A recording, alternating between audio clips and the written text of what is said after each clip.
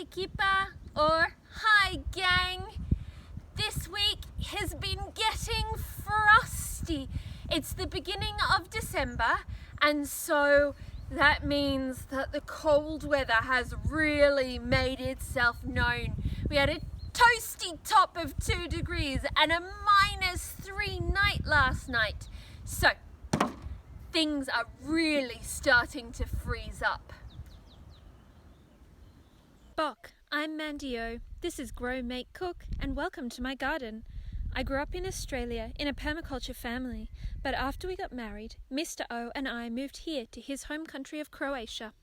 I am a passionate and hands-on homemaker and gardener, and I love life's simple pleasures. So join me on my journey, and together we can learn to grow, make, and cook. This is the first week in December, or Prosinac. So I need to start protecting my vegetables.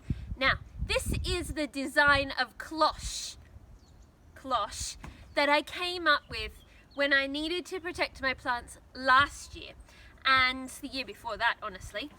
And it hasn't been very good. What happens is the snow falls, it comes in and it crushes everything. It was useful and it worked in that it used things that I had, which was sticks and some nuts and bolts and things, and these plastic roof pieces, but not very strong. I think we need an update.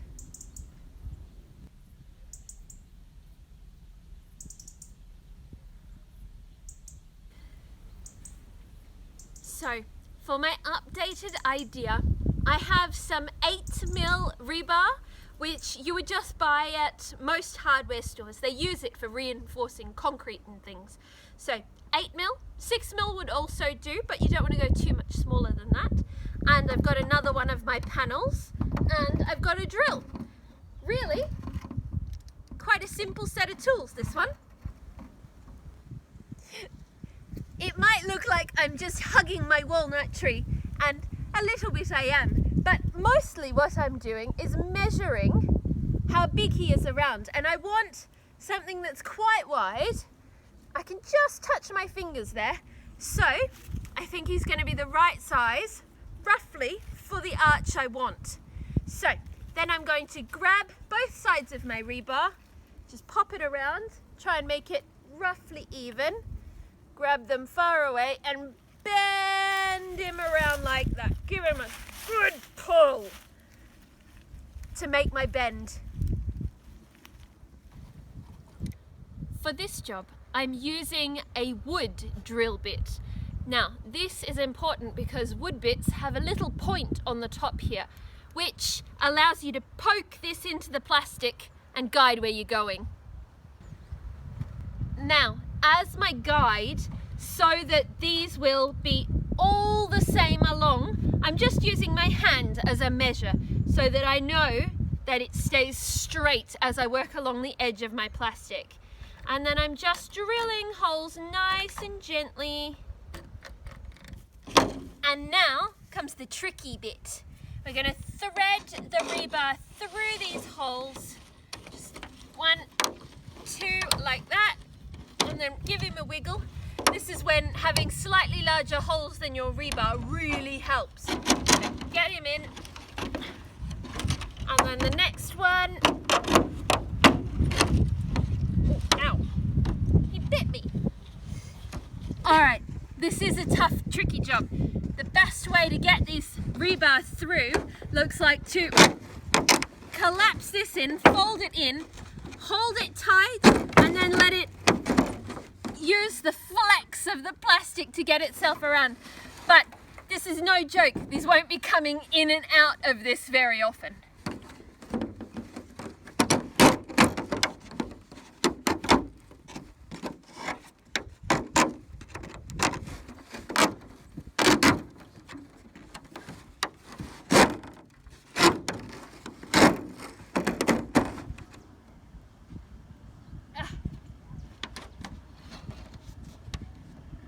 And there we are.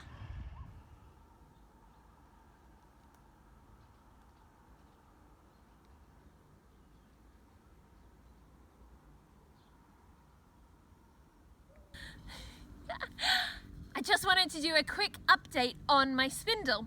So it's going, it's definitely making progress, but when I put it up to dry, it has started to warp. I don't know if you can see that, but it's definitely started to bend. So it's never going to be a very good quality spindle now, because that swings around like a, I don't know, something that swings around a lot. But it's not going to be very straight. If you wanted to make one that was perfectly straight, you would want a lathe and a larger piece of timber and to cut it down beautifully. But for me, and just spinning some garden string, this will still work fine.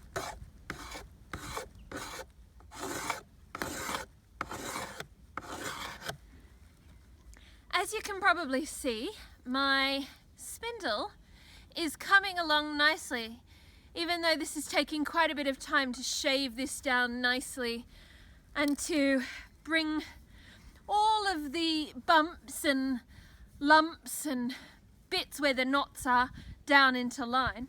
But I've had a bit of a disaster.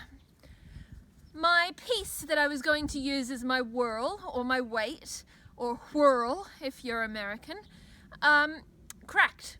It dried too quickly, and so I'm going to have to cut something out of something that is already dried. So I've got this little offcut from a previous project that Mr. O was doing, and I'm just going to chop out a little bit of a circle, which I'll then have to smooth out the rough edges. All I'm going to do for that is just chop off all of the bits with this little Japanese saw.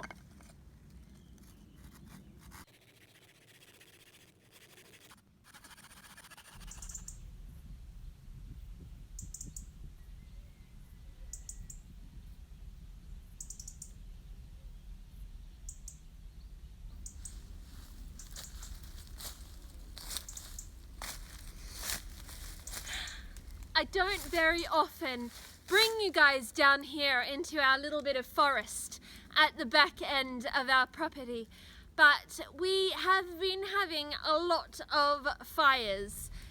We have a beautiful big stone fireplace, and so we have been trying to keep Toasty warm in this really cold weather by lighting our fire.